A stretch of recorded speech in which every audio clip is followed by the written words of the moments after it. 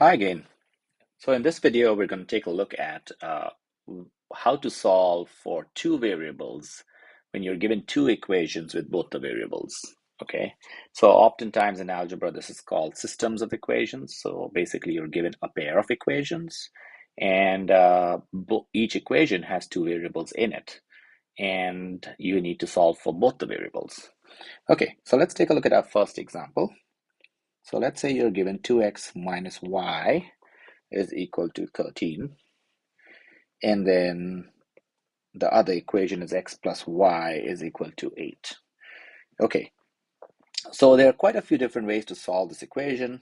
So I like to number the equations. Okay, so the first equation is equation 1 and the second equation is 2.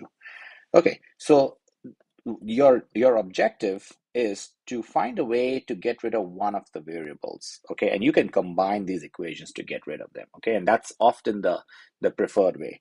So the strategy out here is to take a look at both the variables. Well, how could I get rid of the x's if I wanted to get rid of the x's?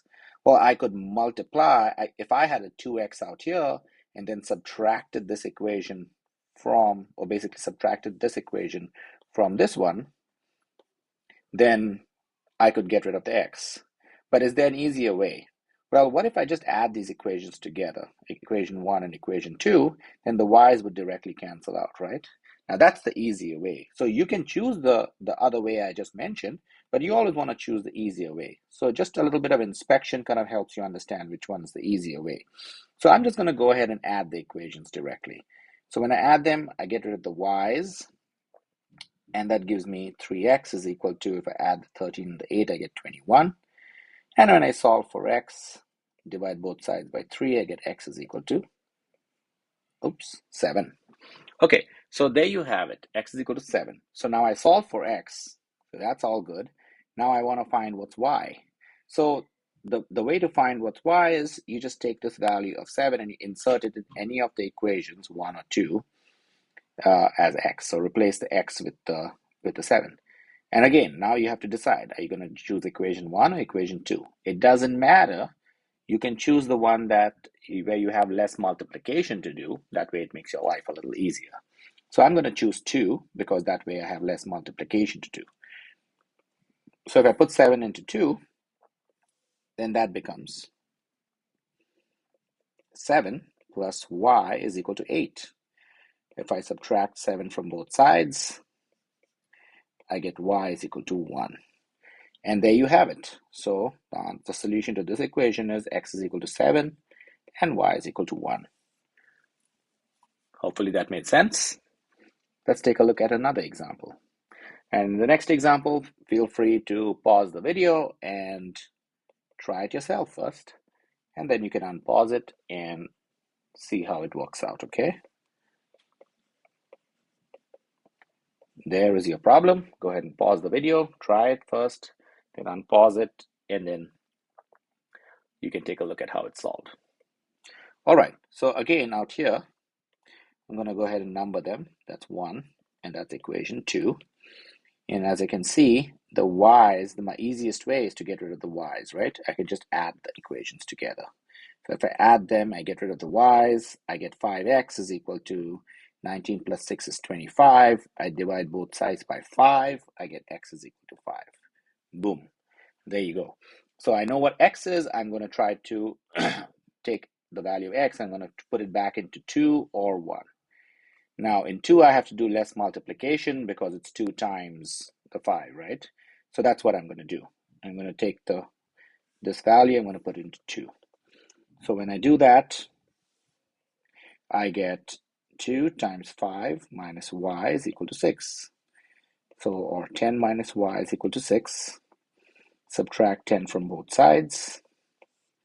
I get negative y is equal to negative 4, or divide both sides by negative 1 to get rid of the negative sign. Oops, sorry.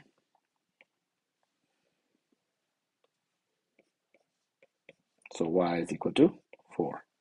So my answer is x is equal to 5 and y is equal to 4. All right, hopefully that made sense. Okay, now again, we're going to do the next one. pause the video, try it yourself first, and then you can unpause and check the solution. So that's my first equation. And my second equation is 6x minus 5y is equal to negative 39. All right. Excuse me. So now here's something very interesting in this one. No matter which variable you look at, the x or the y's, simply adding or subtracting is not going to get rid of one of the variables. So what you have to do is you have to figure out, you have to multiply the variables with a factor to kind of make them equalize each other, and then you have to go ahead and add and subtract. So let's think about that for a second. So you have to take a pick which one you want to go about eliminating first. So my recommendation is eliminate the one with smaller numbers. Okay, so I'm going to choose the y's. So if I want to eliminate the y's, notice carefully, this y is multiplied with a 3 and this y is multiplied with a 5. Okay, so how can I get these two to be equal to each other? The simplest way is you take this equation, this whole equation, and you multiply it with the 5. Okay, so I'm going to write that down. So times 5. Okay, oops, sorry, hold on. Multiply that equation with a 5, okay? And then when I do that, notice carefully, the y will actually become, the 3y will become a 15y, okay? And then I'm going to multiply the second equation with a 3. Because when I do that, then the 5y will become a 15y, okay? So that's what I'm going to do, okay? So when I multiply the first equation with a 5, now you cannot simply, this is important, you cannot simply multiply only the 3y. You have to multiply everything. That's the rule, okay? So negative 4 times 5 is negative 20x plus 5 times 3 is 15y, and then 5 times 25 is 125. So there is your first equation. The second equation, when I multiply it with 3, becomes 3 times 6 is 18x, 3 times 5 is 15y, and 3 times 39 is negative 3 times 117, I believe it is. Okay. Now I'm going to add the equations together, because when I do that, I get rid of the y's. On the left-hand side, I have 2x left. And on the right-hand side, I actually have 7. All right. So now that I have, excuse me, is that 7? No, I'm sorry, that's 8. All right, so I have negative 2x and then I have positive 8. Okay, now I'm going to divide both sides by negative 2 to solve for x. That gives me negative 4, right? So x is equal to negative 4. So now what I'm going to do is I'm going to take this x is equal to negative 4 and I'm going to reinsert it in one of the original equations to solve for y. So now again, I have a choice. I can put the x equal to negative 4 into this one or this one. It doesn't matter. Both are correct. But my recommendation would choose the one where you have to do less multiplication. So I'm going to choose equation 1. So when I do that, then it becomes negative 4 times negative 4 plus 3 times y is equal to 25.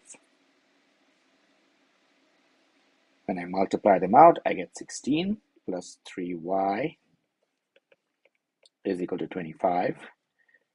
And subtract 16 from both sides. I get 3y is equal to 9. And of course, if I divide both sides by 3, I get y is equal to 3. All right, hopefully that made sense. So the answer out here is x is equal to negative 4 and y is equal to 3. Okay, hopefully all that made sense. Thank you for watching. Bye.